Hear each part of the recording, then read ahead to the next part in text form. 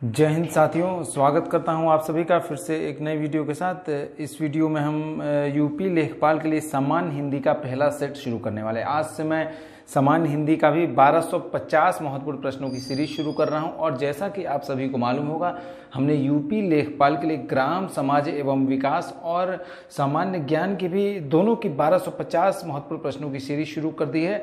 उसका कई सेट मैंने कंप्लीट भी करा दिया, उसकी प्लेलिस्ट बना दी है। प्लेलिस्ट आप लोग जरूर देखिएगा, हर एक क्वेश्चन इंपॉर्टेंट है। इसके अलावा ग्रामीण परिवेश के नाम से भी एक प्लेलिस्ट है, उसका भी मैंने 750 से अधिक प्रश्न मैंने उसमें भी कराया है, तो आप उसकी भी प्लेलिस्ट देख लीजिएगा। हर एक क्वेश्चन वहाँ इंपॉर्टेंट रहेगा आपको यूपी लेखपाल एग्जाम के लिए। तो आज 25 महत्वपूर्ण प्रश्न हम लोग करेंगे और वीडियो के आखिर में आप लोग कमेंट करके बताएं कि आपका 25 में से कितना प्रश्न आपने सही किया है। तो वीडियो शुरू करते हैं। पहला क्वेश्चन है, आजन्म शब्द में समास है। आजन्म शब्द में समास कौन सा है, ये पूछा गया है। तो आपका ऑप्शन यहाँ पे सी करेक्ट होगा, अव्ययी भाव समास है। नेक्स्ट क्वेश्चन है, अमर शब्द का विलोम है। अमर शब्द का विलोम क्या है, ऑप्शन दे रखा है आपका। ऑप्शन यहाँ पे डी होगा, मत्र अमर शब्द का विलोम है। नेक्स्ट है, शिखी का पर्यायवाची शब्द है, तो ऑप्शन बी होगा आपका मयूर। नेक्स्ट, निम्न शब्दों में से तत्सम शब्द कौन सा है, तो ऑप्शन यहाँ पे डी करेक्ट होगा, अग्नि, ये तत्सम शब्द है। नेक्स्ट, परमार्थ का संधि विच्छेद है, तो ऑप्शन ए करेक्ट होगा, परम प्लस अर्थ, परम धन अर्थ, परमार्थ का संधि विच्छेद है। नेक्स्ट क्वेश्चन है, जिस स्त्री के पुत्र और पति ना हो, इस वाक्य के लिए एक शब्द निर्माण कौन सा है, ये बताना है आपको। तो ऑप्शन ए करेक्ट होगा, अवीरा। नेक्स्ट है, अंगूठा दिखाना मुहावरे का अर्थ क्या है, तो ऑप्शन बी यहां पे करेक्ट होगा, धोखा देना। नेक्स्ट, सही विकल्प का चयन करें जो शुद्ध वाक्य है। शुद्ध वाक्य चुनना है इनमें से आपको, तो ऑप्शन यहाँ पे डी करेक्ट होगा, तुम अपना काम करो, ये सही है। बाकी ये तीनों आपका रॉन्ग है, ये वाक्य रॉन्ग है। यहाँ पे देख सकते हैं आप लोग, ए में क्या दिया है, तुम तुम्हारा काम करो, ये गलत है। तुमका काम करो, ये भी रॉन्ग हो गया, जाहिर सा बात है। सी है, तुम तेरा काम करो, ये भी रॉन्ग है यहाँ पे। तो डी वाला सही है, ये शुद्ध वाक्य है, तुम अपना काम करो। नेक्स्ट क्वेश्चन है, निम्न में शुद्ध वर्तनी है। शुद्ध वर्तनी कौन सी है, तो ऑप्शन यहाँ पे बी आपका करेक्ट है, सांप्रदायिकता, ये आपका शुद्ध वर्तनी है। नेक्स्ट क्वेश्चन, निम्न में पुल्लिंग शब्द कौन सा है, तो ऑप्शन सी यहाँ पे करेक्ट होगा, ये आपका पत्र, ये आपका पुल्लिंग शब्द है। नेक्स्ट है, मैं चलती थी में, मैं जो दिया है आपका, मैं चलती थी में आपका मैं के बारे में पूछा गया, मैं का बहुवचन क्या होगा, तो ऑप्शन ए करेक्ट होगा, हम होगा। यहाँ पे मैं का बहुवचन क्या होगा, हम होगा। नेक्स्ट है आपका,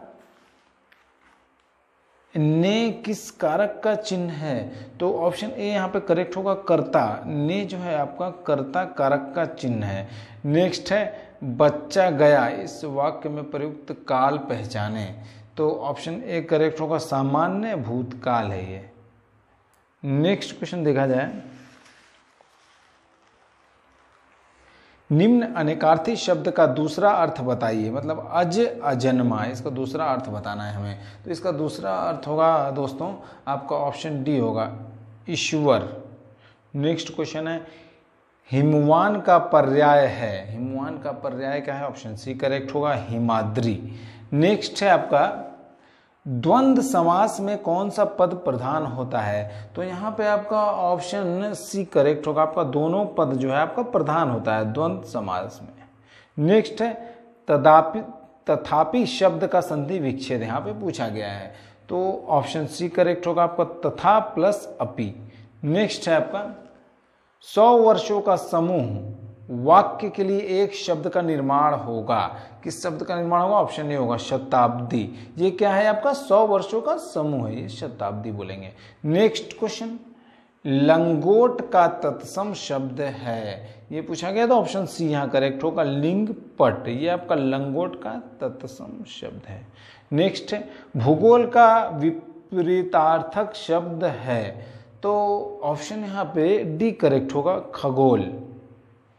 नेक्स्ट, निम्न में यमुना का पर्यायवाची शब्द नहीं है, तो यहाँ पे ऑप्शन कौन सा सही होगा? ऑप्शन डी यहाँ पे करेक्ट होगा, कुलंकषा। ये आपका यमुना का पर्यायवाची शब्द नहीं है। बाकी हंस सुता ये है सही है, और कजा ये भी यमुना का पर्यायवाची है, कृष्णा ये भी यमुना का पर्यायवाची है, ये कुलंकषा नहीं है।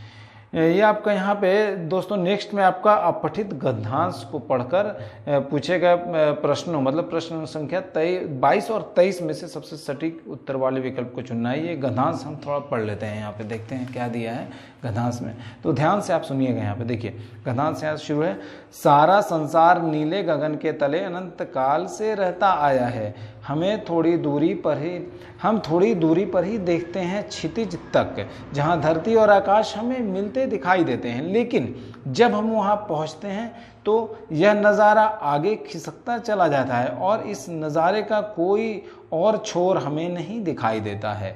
ठीक इसी तरह हमारा जीवन भी है। जिंदगी की ना जाने कितनी उपमाएं दी जा चुकी हैं, लेकिन कोई भी उपमा पूर्ण नहीं मानी गई, क्योंकि जिंदगी के इतने पक्ष हैं कि कोई भी उपमा उस पर पूरी तरह फिट नहीं बैठती।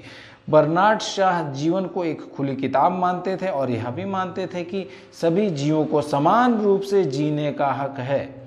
वह चाहते थे कि इंसान अपने स्वार्थ में अंधा होकर किसी दूसरे जीव के जीने का हक ना मारे। यदि इंसान ऐसा करता है तो यह बहुत बड़ा अन्याय है।